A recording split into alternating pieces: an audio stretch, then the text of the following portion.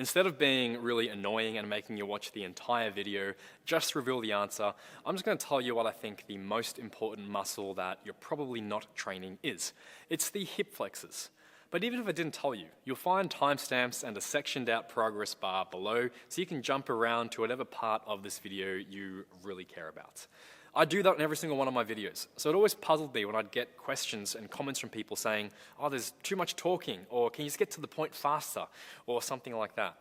When I'm literally giving everybody every opportunity to jump straight to the point if they don't care about all the extra nerdy details and contexts that I like to provide around a lot of my videos. But anyway, in this video, I'm going to give you my 5 favorite exercises for you to use depending on your level, so you can stop neglecting this really important region. Before we get there, I do need to ask you guys a favor. Not to hit the like button or anything like that, but I need some of your best hay fever allergy remedies. I'm not sure if you can see it on camera here, but I've got some ridiculously dry skin all around my nose and lips from blowing my nose so much. Spring just started here in Australia, and I always get hit with the worst allergies this time of year. So if you have any remedies that you swear by, please do let me know. And also, I spoke about this the other day on my Instagram, but apparently 13% of people out there had no idea that the seasons are switched around between northern and southern hemispheres. So for those of you who are in the US or the UK or Canada, while you're going into autumn or fall and winter, we're going into spring and summer on this side of the globe. I really thought this was something that we learned back when we were kids, but apparently it might have just been an Australian thing. I didn't really know what to make of that information, but I thought it was probably important to share that with all of you in case you didn't know. So yes, here in Australia, we don't have snow during Christmas because it's the middle of summer in December. So there you go.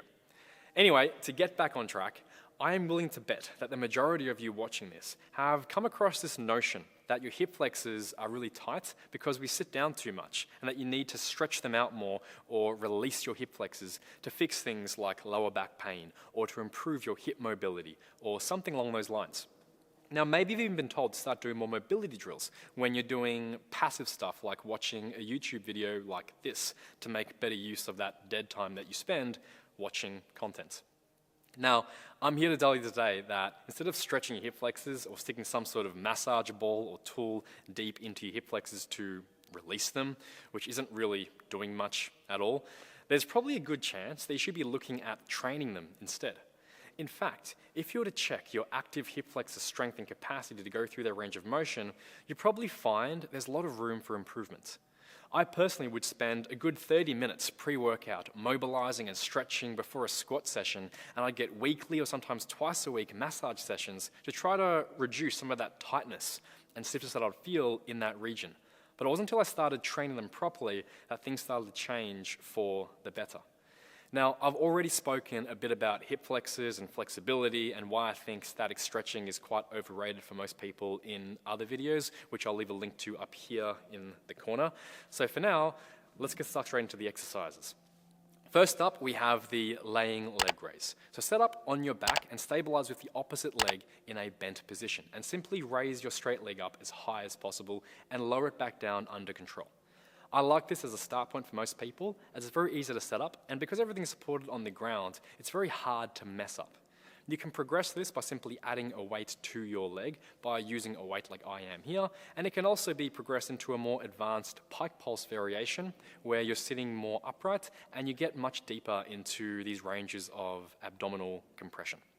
Now, next up is a cable psoas raise, which is a very similar movement, except we're using a bent leg instead.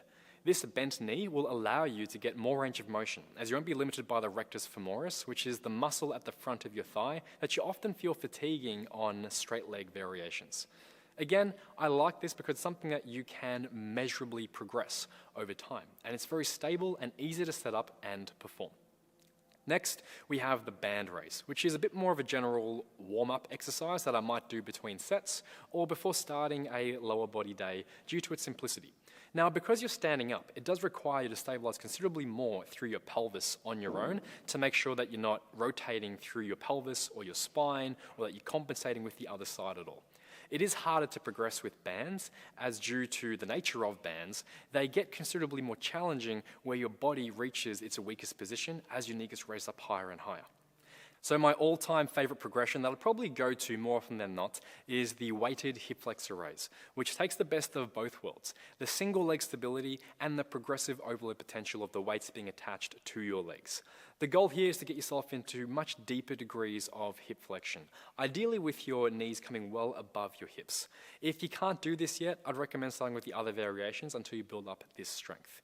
Now, I don't have any strength standards here, but Ben Patrick, the knees over toes guy, he recommends 20 reps per side with 10% of your body weight for men and 8% of your body weight for women being the minimum strength targets. Finally, we have hanging leg raises, which can be done with both straight legs or bent legs, depending on your strength and level.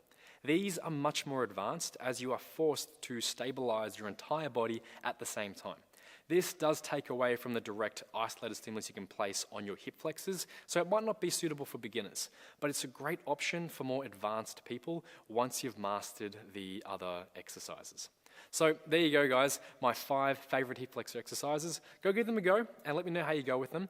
And if you have any other comments or questions, do drop them below, and I'll see you all next time.